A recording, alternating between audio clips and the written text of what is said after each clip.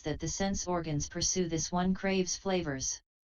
Sensation occurs because the two frictions of separation and union, and their like, firmly adhere to quietude in what originally was wonderful perfection. The essence of sensation reflects contact and seizes upon contact to become the organ of the body. The primal composition of the body organ is in the purely defined four elements. The portion we call the body is shaped like a table. Of the four defiling objects that the sense organs pursue, this one is compelled by contact. Knowing occurs because the two continuities of production and extinction, and their like, firmly adhere to quietude in what originally was wonderful perfection. The essence of knowing reflects dharmas and grasps them to become the organ of the mind. The primal composition of the mind organ is in the purely defined four elements. Of the four defiling objects that the sense organs pursue, this one chases after dharmas. Ananda, because understanding is added to enlightenment, the six sense organs lose their essence and adhere to falseness, confining their brilliance. Therefore, apart from darkness and light there is no substance to seeing for you now. Apart from movement and stillness, there basically is no disposition of hearing. Without penetration and obstruction, the nature of smelling does not arise. In the absence of variety and blandness, tasting does not occur. Lacking separation and union, the sensation of contact is fundamentally non-existent.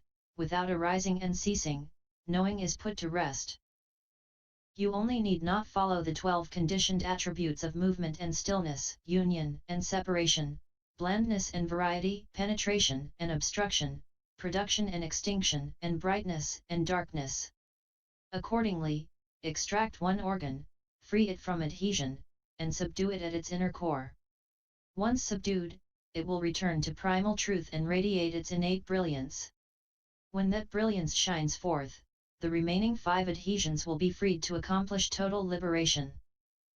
Do not follow the knowing and seeing influenced by objects before you. True understanding does not follow from the sense organs. Yet lodged at the organs is the potential to discover mutual functioning of the 6 organs. Ananda, don't you know that now in this assembly Anuruddha is blind and yet can see, the dragon Upananda is deaf and yet can hear, the spirit of the Ganges river has no nose and yet smells fragrances, Gavampati has an unusual tongue and yet tastes flavor, and the spirit Sunyata has no body and yet is aware of contact? In the light of the thus come one, this spirit is illumined temporarily as an ethereal essence without substance. In the same way, Mahakashyapa, who is also in this assembly, dwells in the samadhi of extinction, having obtained the tranquility of a hearer. He has long since put to rest the mind organ, and yet he has a perfectly clear knowledge which is not due to the mental process of thinking. Ananda, if you can completely extract all your organs, you will glow with an inner brilliance. Then the ephemeral defiling objects and all the changing phenomena of the material world will become like ice being melted by hot liquid. In response to your mind, the transformation will bring unsurpassed enlightenment. Ananda, consider a person who has confined seeing to his eyes. If you suddenly have him close his eyes, he will see darkness before him. The 6 organs will be enveloped in total darkness. From head to toe he will experience that. If the person traces the shape of external things with his hands, then even though he cannot see, he can recognize someone from head and toe. Enlightenment is also like that. If light were the condition requisite for seeing, then darkness would bring the absence of seeing. But to perceive without light would mean that no dark manifestation could obscure the seeing. Once the organs and objects suddenly melt away, how could the enlightened brightness that results be anything but perfect and wonderful? Ananda said to the Buddha, "World-honored one, as the Buddha has said, the resolve for enlightenment on the cause ground which seeks the eternal must be in mutual accord with the ground of fruition. World-honored one, the ground of fruition is Bodhi, Nirvana, true suchness, the Buddha nature, the Amala consciousness, the empty treasury of the thus come one, the great perfect mirror wisdom. But although it is called by these 7 names, it is pure and perfect, its substance is enduring, like royal Vajra, eternal and indestructible. If the seeing, hearing, and the rest are ultimately devoid of substance apart from light and darkness, movement and stillness, and penetration and obstruction, and the rest then they would be like thoughts which, apart from immediate sense objects, do not exist at all. How could an ultimate annihilationism like that be a cause by which one cultivates in the hope of obtaining the thus come one's sevenfold eternal fruition? World-honored one, if seeing is ultimately empty apart from light and darkness, just as thoughts cease of themselves in the absence of any immediate sense object, then my comparisons become circular, and no matter how carefully I search, there seems to be no such thing as my mind or what pertains to it. Just what should be used to seek the unsurpassed enlightenment. The thus come one previously referred to a tranquil essence, perfect and eternal. His present contradiction defies belief and is resort to idle theorizing. How can the thus come one's words be true and actual? I only hope the Buddha will let fall his great compassion and instruct us who do not understand and who are holding on tightly. The Buddha told Ananda, "You study and learn much, but you have not yet put an end to outflows. In your mind you know only the causes of being upside down. But when the true inversion manifests, you really cannot recognize it yet. Lest your sincerity and faith remain insufficient, I will try to make use of an ordinary event to dispel your doubts." Then the thus come one instructed Rahula to strike the bell once, and he asked Ananda, "Did you hear that?" Ananda and the members of the great assembly all said, "We heard it." The bell ceased to sound, and the Buddha again asked, "Do you hear it now?" Ananda and the members of the great assembly all said, "We do not hear it." Then Rahula struck the bell again. The Buddha again asked, "Do you hear it now?" Ananda and the great assembly again said, "We hear it." Ananda and the members of the great assembly all said to the Buddha, "When the bell is rung, we hear it. Once the sound of the bell ceases, so that even its echo fades away, we do not hear it." The thus come one again instructed Rahula to strike the bell, and asked Ananda, "Is there a sound now?" Ananda and the members of the great assembly all said, "There is a sound." After a short time the sound ceased, and the Buddha again asked, "Is there a sound now?" Ananda and the great assembly answered, "There is no sound." After a moment, Rahula again struck the bell, and the Buddha again asked, "Is there a sound now?" Ananda and the great assembly said together, "There is a sound." The Buddha asked Ananda, "What is meant by sound, and what is meant by no sound?" Everyone in the great assembly including Ananda told the Buddha, "When the bell is struck there is a sound. Once the sound ceases and even the echo fades away, there is said to be no sound." The Buddha said to Ananda and the great assembly, "Why are you inconsistent in what you say?" The great assembly and Ananda then asked the Buddha, "In what way have we being inconsistent?" The Buddha said, "When I asked if it was your hearing, you said it was your hearing. Then, when I asked you if it was sound, you said it was sound. I cannot ascertain from your answers if it is hearing or if it is sound. How can you not say that is inconsistent?" Ananda, when the sound is gone without an echo, you say there is no hearing. If there were really no hearing, the hearing nature would cease to be. It would be just like dead wood. If then the bell were sounded again, how would you know? What you know to be there or not to be there is the defiling object of sound which seems to come into being and cease to be. But how could the hearing nature be there or not be there? And if the hearing really were, as you contend, not there, who would know it was not there? And so, Ananda, the sounds that you hear are what rise and cease. Your hearing nature does not come into being and cease to be based on the arising and ceasing of the sounds you hear. You are so upside down that you mistake sound for hearing. No wonder you are so confused that you take what is eternal to be annihilationism. Ultimately, you cannot say that there is no hearing nature apart from movement and stillness, from obstruction and penetration and the rest. Consider a person who falls into a deep sleep while napping on his bed. While he is asleep, someone in his household starts beating clothes or pounding rice. In his dream, the person hears the sound of beating and pounding and takes it for something else, perhaps for the striking of a drum or the ringing of a bell. In his dream he wonders why the bell sounds like stone or wood. Suddenly he awakens and immediately recognizes the sound of pounding. He tells the members of his household, "I was just having a dream in which I mistook the sound of pounding for the sound of a drum." Ananda: how can this person in the dream state remember stillness and motion, penetrability and obstruction? Although he is physically asleep, his hearing nature is not unclear. Even when your physical existence melts away and your life force changes and dwindles, how could that nature melt away and be gone from you?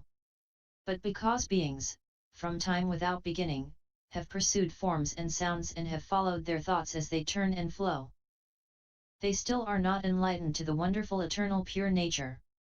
They do not accord with what is eternal, but chase after things that are subject to arising and ceasing. That is what causes them to be born again and again, flowing and turning in defilement.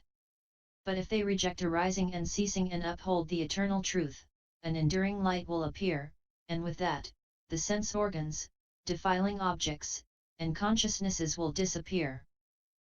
Then you must maintain your distance from the defilements of the manifestations of thinking and the emotional states of consciousness.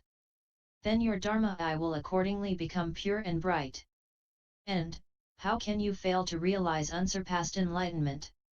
Ananda said to the Buddha, "World-honored one, although the thus come one has explained this second absolute, as I now regard someone who wants to untie a knot, if he cannot find its center, he will never get the knot undone.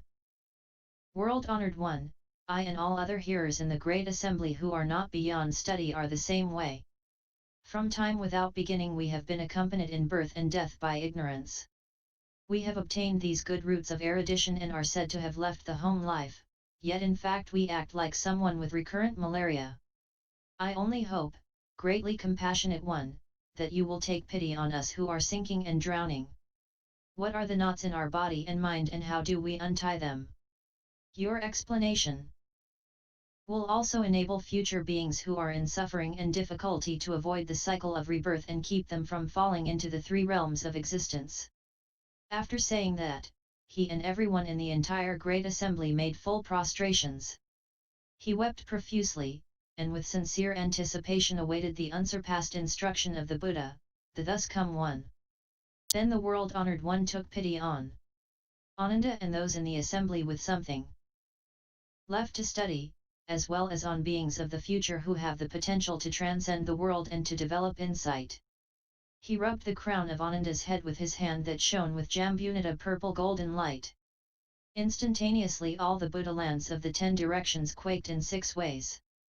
Thus come ones as numerous as fine motes of dust, each dwelling in his respective world, emitted a precious light from the crowns of his head.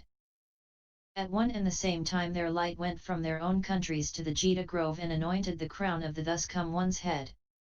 All in the assembly received unprecedented benefits. Then Ananda and everyone in the great assembly heard the thus come ones as numerous as fine motes of dust throughout the 10 directions speak to Ananda with different mouths but with a single voice. Good indeed, Ananda. You wish to recognize your innate ignorance that causes you to turn on the wheel. The origin of the knot of birth and death is simply your 6 sense organs and nothing else. You also want to understand unsurpassed Bodhi, so that you can quickly realize bliss, liberation, tranquility, and wonderful permanence. It, too, is your 6 sense organs and nothing else. Although Ananda heard those sounds of Dharma, he did not yet understand them. Bowing his head, he said to the Buddha, "How can what causes me to revolve in the cycle of birth and death and what enables me to gain bliss and wonderful eternity be the 6 sense organs in both cases and nothing else?" The Buddha said to Ananda, "The sense organs and the objects are the same source. The bonds and their release are not different things. The nature of the consciousness is empty and false, like flowers in space. Ananda, awareness arises because of defiling objects. Phenomena exist because of the sense organs. The phenomena and the perception are both devoid of their own natures. They support each other like intertwining reeds. Therefore, creating knowledge within enlightened perception is fundamental ignorance. To be devoid of perception within enlightened perception is the non-outflow true purity of nirvana. Why try to put something else in these? Then the world-honored one, wishing to restate that meaning, spoke verses, saying, in the true nature, conditioned things are empty. Conditions that arise are like illusions. Things unconditioned neither arise nor cease. Unreal they are, like flowers in space. To speak of the false is to reveal the true. But both the false and the true are false themselves. Since there is neither truth nor untruth, how could there be perceiver and perceived? Between the two no real nature exists, thus they are likened to entwining reeds. The knots and their release have a common cause. The sages and ordinary people's path are not to regard the nature of the intertwined. They are neither empty nor existent. Dark confusion is simply ignorance. Bringing it to light is liberation. The knots must be untied successively. When the six are released, even the one ceases to be. Select an organ preferred for perfect penetration, enter the flow and realize proper enlightenment. Extremely subtle, the adana consciousness, makes patterns of habit that flow on in torrents. Fearing you will confuse the truth with what is not, I rarely tell you of all this. With your own mind, you grasp at your own mind, what is not illusory turns into illusion. Do not grasp and nothing will not be illusion. Since even non-illusion does not arise, how can illusory dharmas be established? This is called the wonderful lotus flower. The regal Vajragem of enlightenment. In this samapati that is likened to illusion, transcend to the level beyond learning.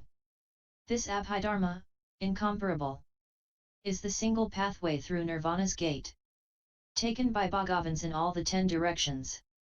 When Ananda and the great assembly heard the unsurpassed, compassionate instruction of the Buddha, the thus come one, this harmonious and brilliant Gaya verse with its clear end penetrating wonderful principles, their hearts and eyes were opened, and they exclaimed that this Dharma was unprecedented. End SS 007